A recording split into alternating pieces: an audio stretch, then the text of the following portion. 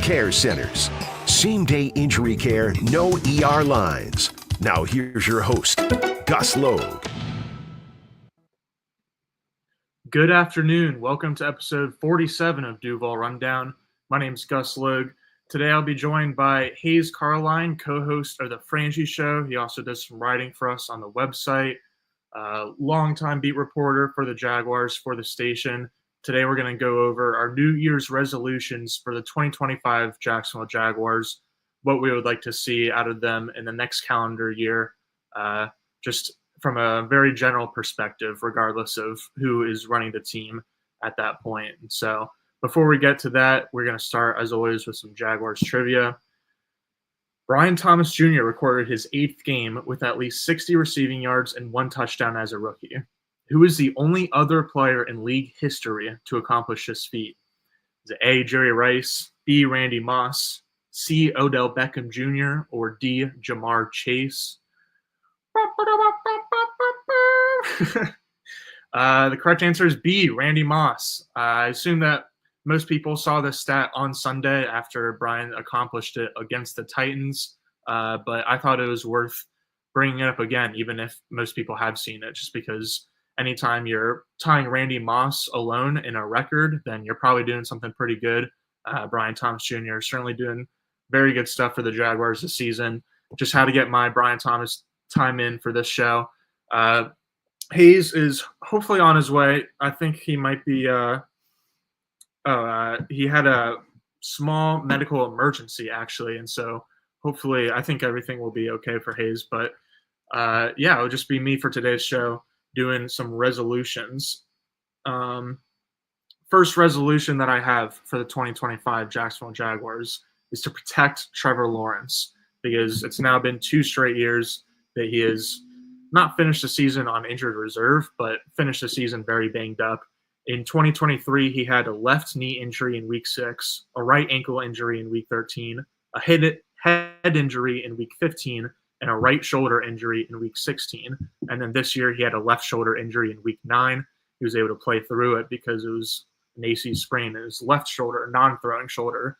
And then he had the brutal concussion hit in week 13 that did end his season. And so Trevor, when he was coming out of Clemson as a college prospect, like the most recent comparison to him was Andrew Luck, just because he was that caliber of prospect, as I'm sure everyone remembers the just obvious number 1 overall pick in 2021. But Andrew Luck was also a number 1 overall pick, also a shoo-in number 1 overall pick when he came out of Stanford. But unfortunately for the Colts anyway, he had to retire early, in large part because he just sustained so many hits over the course of his just 8-ish year career that he just left the game early because he felt like the love of the game kind of lost him. And so I don't think that Trevor is anywhere close to that point, even with his newborn baby girl that's about to be born. I'm not sure what the due date is, but even though he is becoming a first-time father and has not had a lot of professional success, I don't think like the love of the game or anything like that is a concern right now, but you don't want to let it become a concern. You want to invest in the trenches really on both sides of the ball for Jacksonville this offseason, but I would say especially in the offensive line to protect Trevor Lawrence, make sure he doesn't get hit too many times, because Trevor is definitely one of the few quarterbacks, is one of the things that makes him great and kind of makes him clear the Andy Dalton line of mediocre quarterbacks or just kind of average starting caliber quarterbacks, is the fact that he's really good under pressure against the blitz. He's might not be as athletic as some of the most athletic quarterbacks in the league, but he's still very much athletic enough to evade pressure and get throws off with multiple defenders closing in. And so with that said, though, like you would, like anyone else, he does do better without pressure. So ideally you would want a lot of clean pockets for him.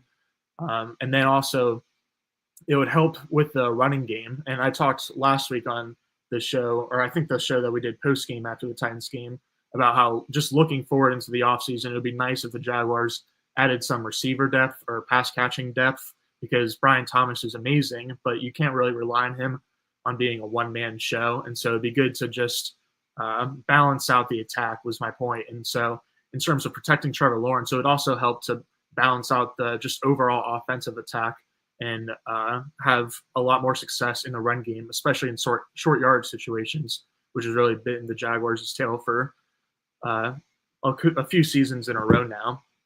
So, yeah, invest in the offensive line because it'll help the run game, which will help Trevor Lawrence, but really invest in the offensive line because this is the face of the franchise. As amazing as Brian Thomas is, this is still Trevor Lawrence's team, and you got to do whatever you can to help him out. That starts with literally protecting him. And so that's my first New Year's resolution for the 2025 Jags, protect Trevor Lawrence. Number 2 for me is kind of similar, but just on the defensive side of the ball, which is to not necessarily hurt the opposing quarterback, but you want to get after the opposing quarterbacks. And that's been a struggle for Jacksonville in recent years.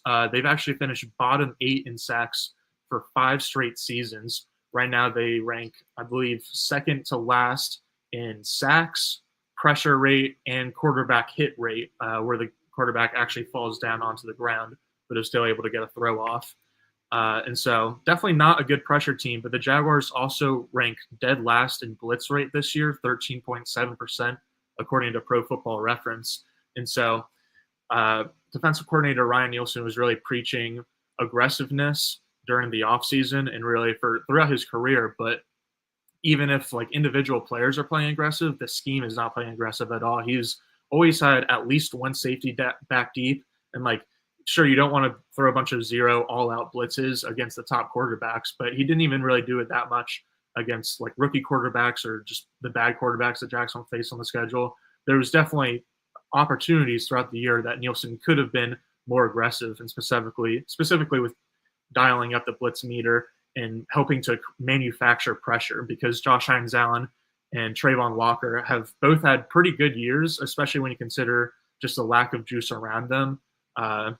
But it's really just a two-man show for the pass rush for Jacksonville, 44 and 41. And so in terms of off-season team building, it would definitely be nice, again, to see like the team invest in trenches on both sides of the ball. They definitely need just help on the defensive line in general. Even if you've got 2 pillars at defensive end, that's amazing, and that's great for whoever will hopefully come in and rebuild this roster. But you definitely need a lot of depth around them.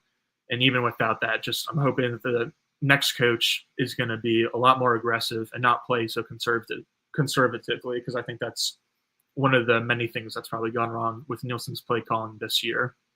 So number 1 resolution, protect Trevor Lawrence. Number 2 resolution, get after opposing quarterbacks. I think those are kind of the 2 keys of the offseason. And if you can kind of go into it with those 2 things in mind, then hopefully this 3rd resolution will work out, which is to just win the division.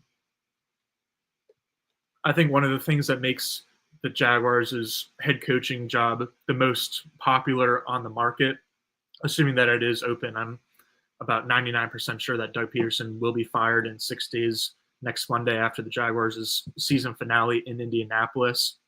So assuming that head coach job in Jacksonville is open, I think that one of the reasons it's the most attractive landing spot for a head coach is because of the weakness of this division. The Texans are certainly not the Super Bowl contenders that myself and a lot of other people expected they would make the jump to be this year.